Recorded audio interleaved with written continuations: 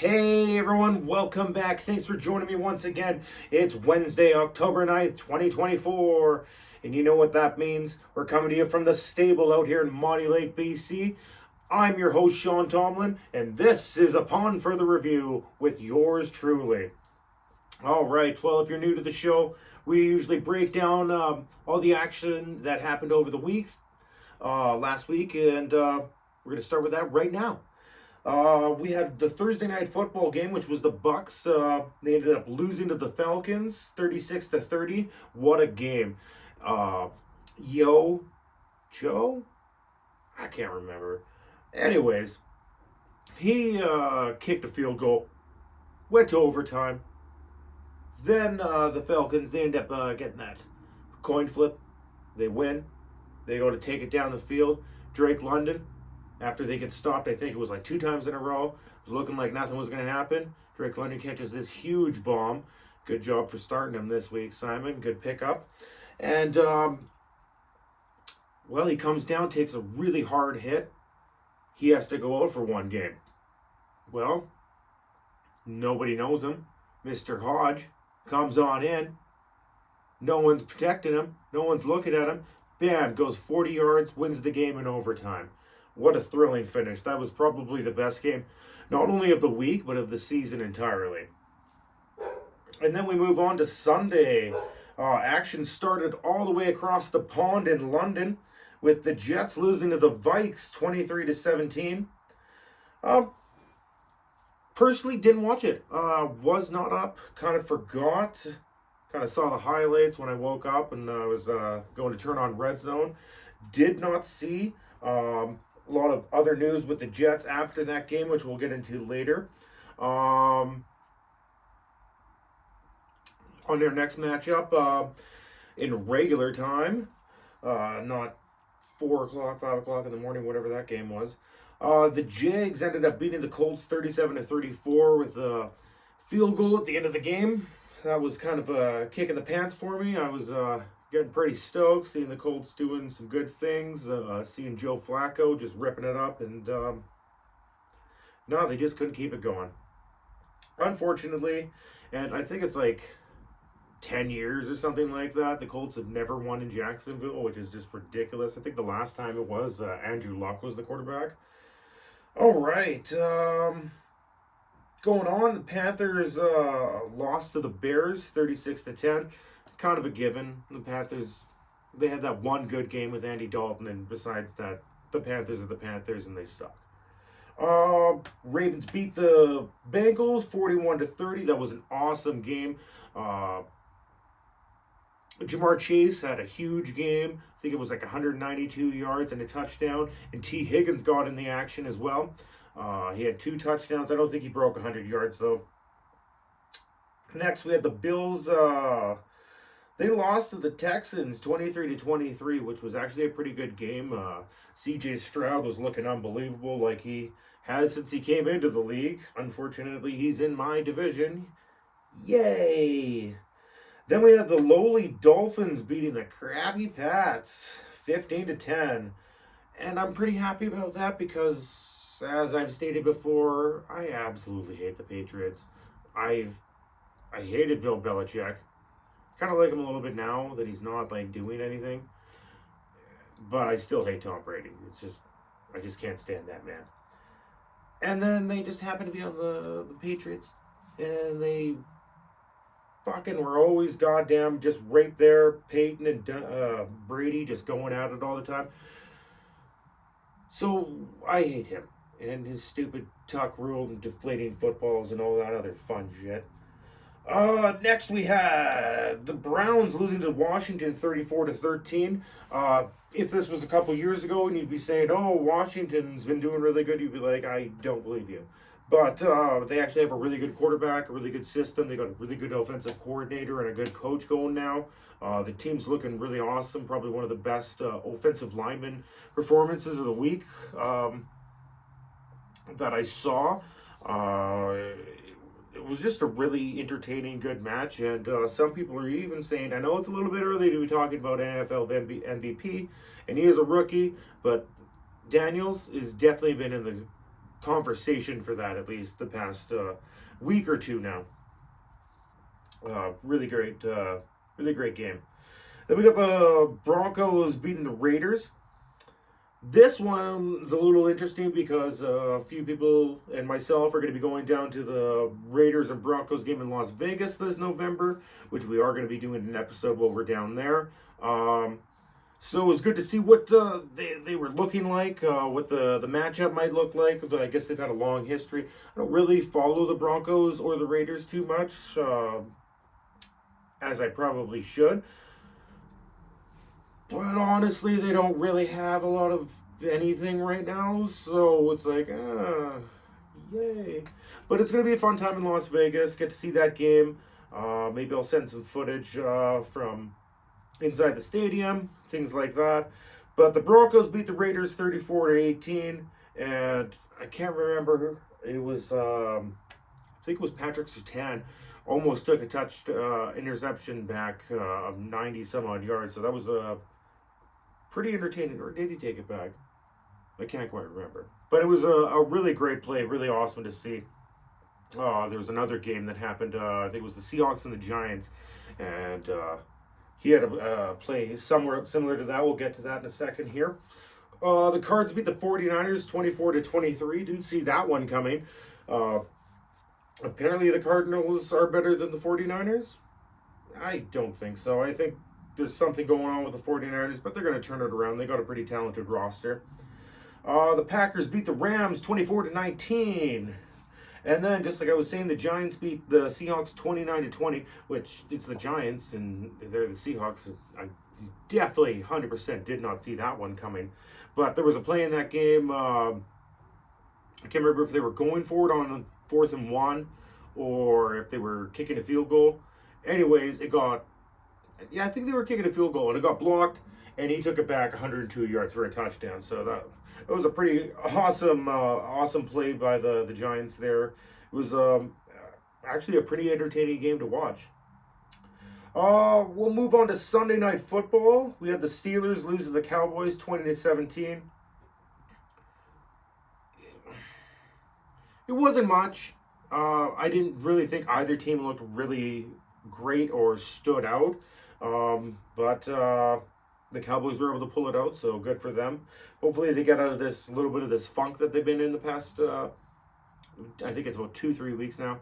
Dak Prescott's still been looking great. Their rookie running back, Dowdle, he's been looking pretty good. CeeDee Lamb, obviously, he's been looking good.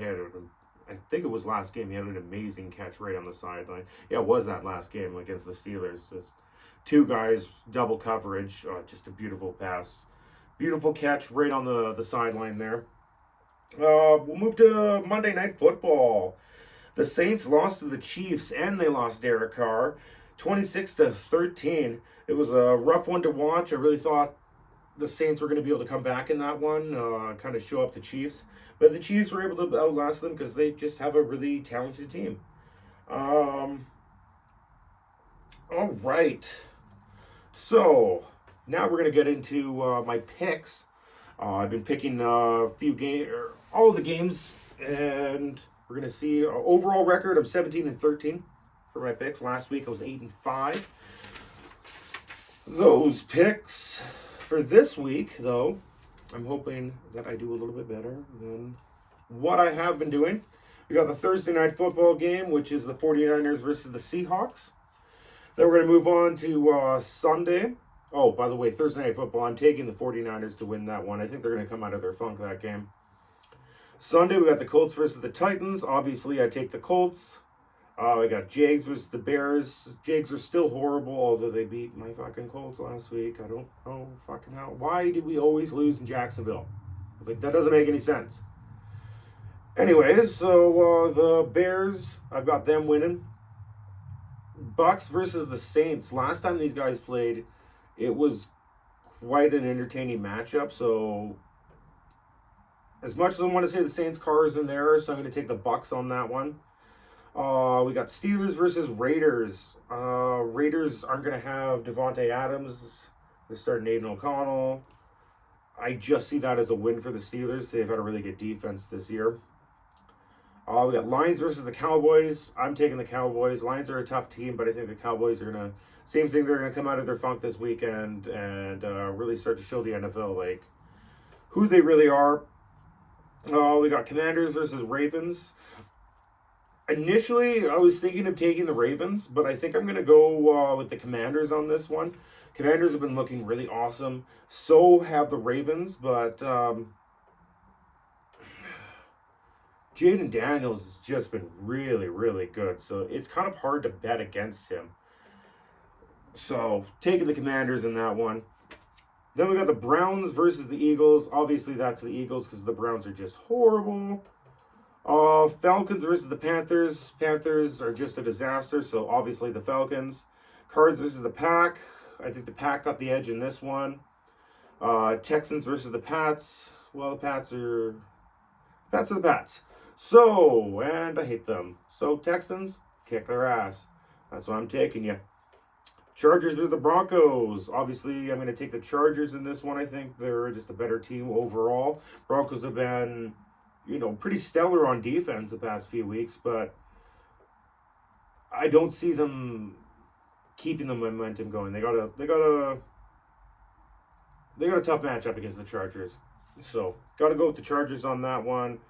Sunday Night Football, we got the Bengals versus the Giants, and even though the Giants looked good last week, and the Bengals, they still look good, but they haven't been able to get the record. I think it's going to be the Bengals coming out of their funk.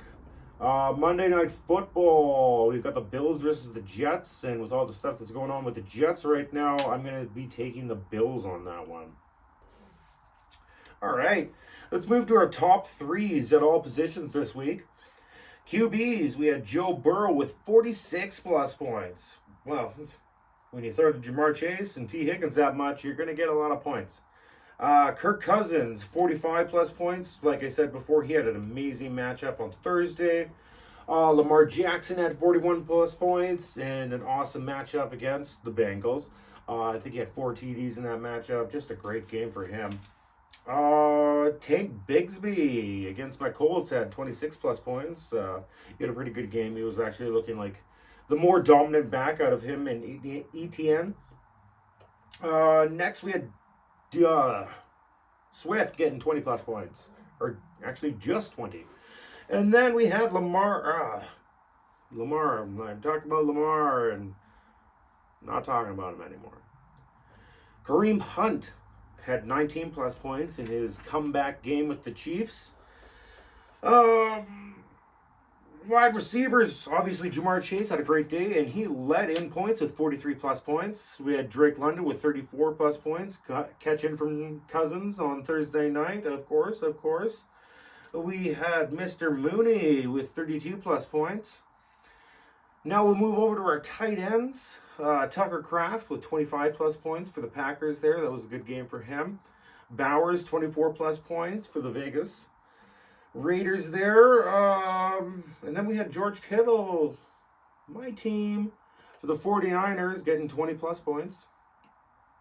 Our top 3 defenses of the week were the Broncos with 39 plus, the Giants with 38 plus, and the Commanders with 35 plus. All had pretty good games. Broncos, obviously, like I said, their defense has been doing good, so obviously they are doing good in fantasy as well. My top 5 waiver wire pickups for the week. I'm going to say QB Kirk Cousins just because, he's putting up good points. He's looking dominant. Maybe this is the Kirk Cousins that we saw a little bit in Minnesota, a little bit in Washington. Maybe he's going to do that for a little bit there in Atlanta. So just keep an eye on him. The Texans defense have been putting together some pretty good games points-wise, so getting them into your lineup wouldn't be a bad idea. Sam Laporta, tight end for the Lions. Dan had to drop him to pick up Noah Gray, so he's out there. Lazard Allen, the wide receiver from the Jets, catching passes from Rodgers for so many years, and Rodgers likes to keep him active. He has actually been very productive from the very beginning of the year. And Allen, the wide receiver from Oh, I'm spacing on that one. Keenan Allen, wide receiver from the Bears. The Bears are starting to look good. He's coming back. I think this is his second game back. He's going to be somebody I think you're going to want to get. It's kind of hard to say. You haven't seen anything from him this year to say, hey, yeah, this guy's going to be awesome. Actually, I don't think you've seen anything from him this year. But, this might be his breakout game because he is going up against a really, where was he again? He's going up against the Jags. The Jags have allowed probably the most points to wide receivers all season long, so Keenan Allen might be somebody you want to grab, throw onto your waiver, or throw onto your bench, or not even just your bench, just maybe throw him into your lineup because you might get lucky, and that might be the guy of the week. My top five starters for the week. I'm going to say C.J. Stroud. He's been looking great ever since he came into the league, and he's got an awesome matchup against the Jags. Gibbs against the Cowboys. Cowboys have been pretty porous to the run, so getting him in there might be a pretty good idea. Bijan Robinson, he's going up against the Panthers, and the Panthers are just horrible on all facets, so he might be a really good play this week. Same thing with Drake London going up against them. He might be a really good play. And if you have Diggs, stacking him with Stroud might be a really good week. Especially going up against those no. Those are the Bears going up against the Jags. The Texans are going up against the Pats, and the Pats suck. So getting C.J. Stroud and Diggs in there up against them might be something you might want to do for this week. So we'll move off to our 5-week matchup recap, or week 5 matchup recap, sorry. So we started it off with our fantasy championship rematch from last year.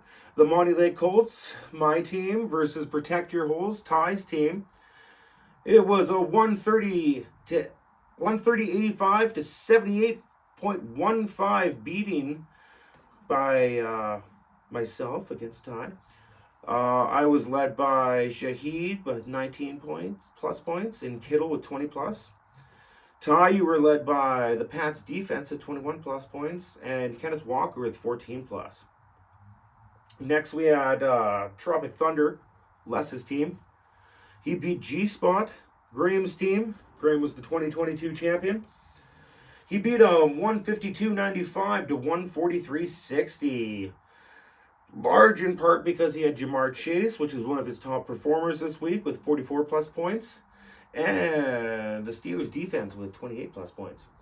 Graham, your team was led by the Broncos defense and Smith with 20 plus points and 39 plus points respectively. The highest points total that you've ever had this year. And you got your first one of the season, so that's got to feel good. But you got a tough one coming up again this week, so it's going to be hard to see if you can keep that momentum going.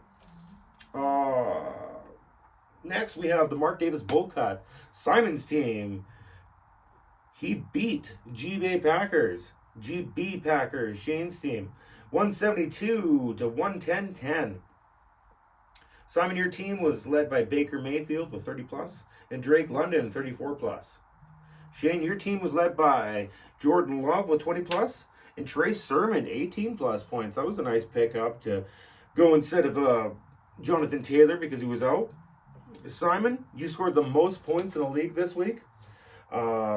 Simon is also undefeated against Shane throughout the entire tenure of this league. So that's something, that's a notable one. I didn't actually notice that one until I kind of looked that up, and he's won all 3 matchups that they've gone against each other. Simon has won them. So that's pretty interesting little note there.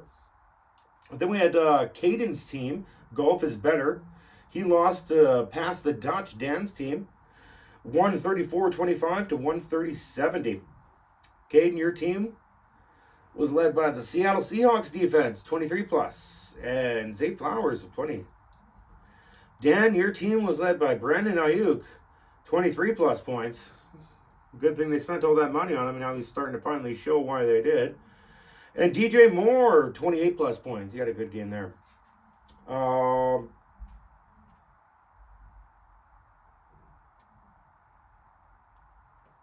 this one came down pretty much at the very end. Monday night, Dan, you had Sam Laporta. Obviously, he was on a bye.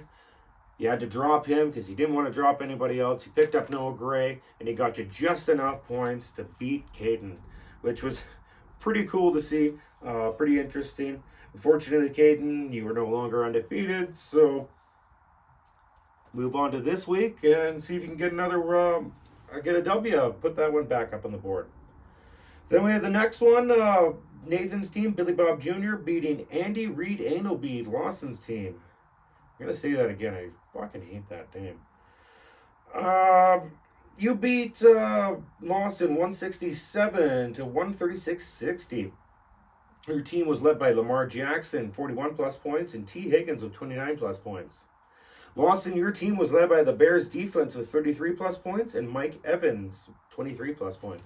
Both great games there, so it's hard. It was a hard one for you to lose there, but let's pick it up next week with the win.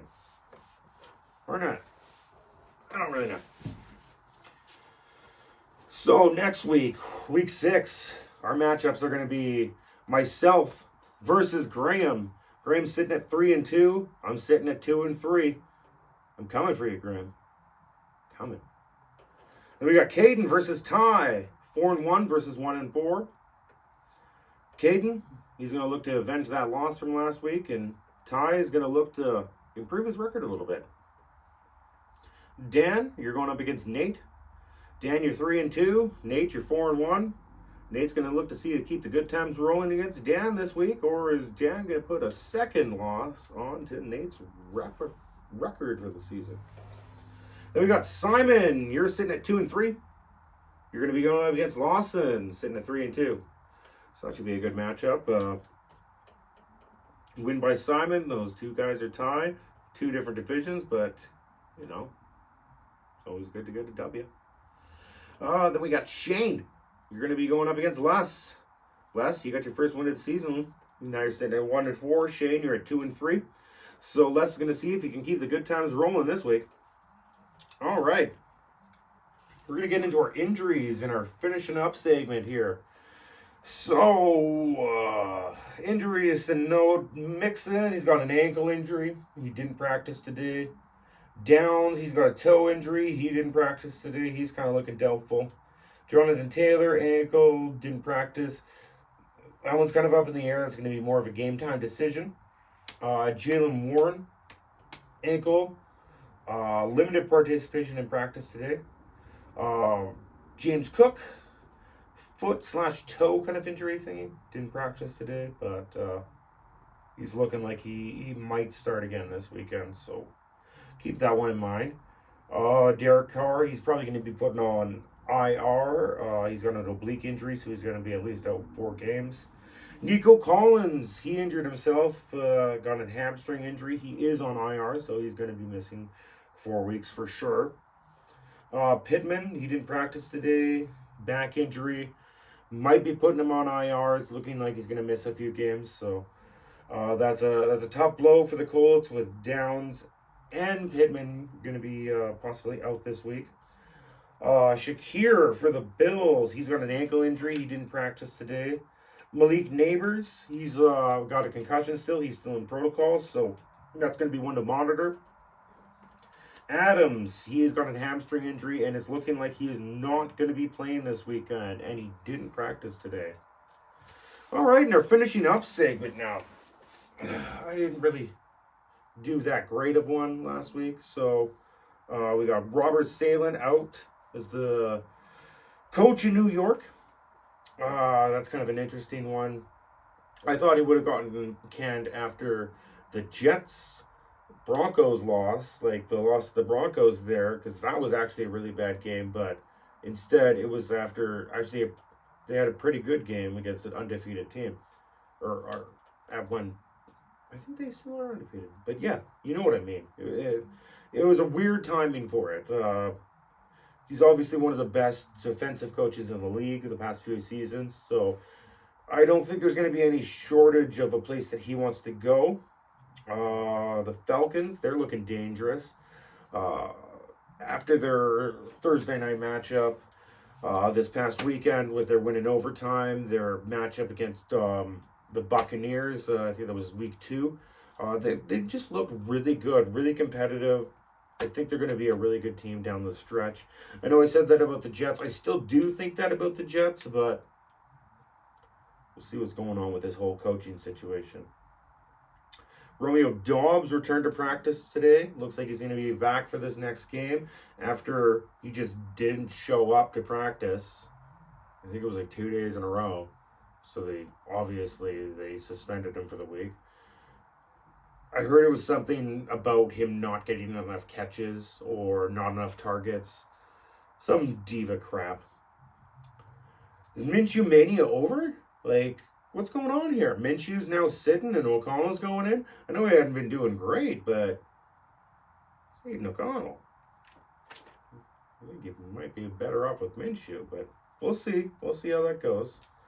Obviously, Derek Carr is injured this weekend, so the Saints are going to be starting rookie Rattler in his place. See how that goes. And then Pickens is always fucking open. Apparently, I didn't notice this, but he put that on his eye chalk underneath of his eyes. Diva. They get it. You just don't have anybody they can really throw to you. Justin Fields isn't that great. Maybe Russell Wilson will get the ball to you, bud. Well, that's everything for the show today. Thanks for joining me today. If you liked what you saw, leave a like. If you really liked what you saw, maybe you'll subscribe. And if you subscribe, every week you'll get a notification, an update, anytime I load up an episode, so you'll be able to just check it out right when it comes online. Well, thanks everybody for joining me. I'm Sean Tomlin, and I'm here to let you know everything you need to know. See you next week.